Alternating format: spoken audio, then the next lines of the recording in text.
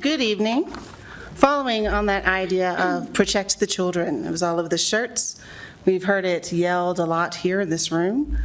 So my big problem is I'm not able to find anybody who can really tell me, all right, which children? What are we protecting them from? I really want to know what it means.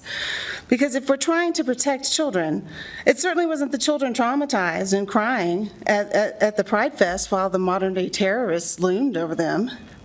Is it the children dying by gunfire? The ones dying by cancer or cars? Our top 3 killers of our kids here in the United States? Not those ones. How about the 9.3 million children living in food insecure homes? Or maybe the 13 million children living in poverty? Not those ones? Not those ones. Maybe it's the babies dying in rising infant mortality rates as our nation restricts our access to health care. The 50% of LGBTQ kids who seriously considered suicide last year. The 28% who are homeless. Oh, definitely not those kids. Definitely not those kids. So I'm sick of all the lies. And America is really getting sick of them too. As of today, for the year, there have been 2,533 cases of sex crimes reported and documented against children in the United States. Almost all of those were perpetrated by someone that child knows. The great majority of those was perpetrated by people who are personnel of churches.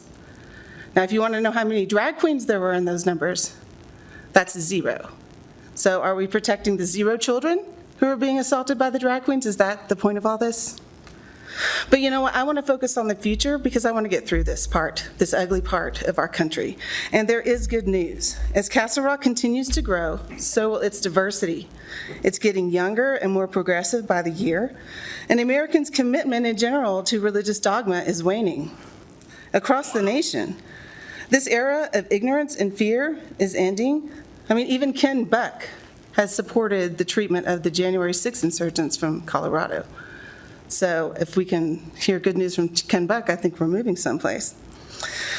And as those demographics continue to expand in Castle Rock, what candidates do you think those are going to be voting for? Are they going to vote for the ones who crashed Pride Fest, demanding to be let into the children's section when they don't have children there so that they can film them like a pack of predators? Are they going to be the ones who work directly with hate groups to make sure that they have entrance into our Pride Fest? Are they going to be the ones who stay on the fence, giving us non-answers to hard questions? No, not those ones. Thank you.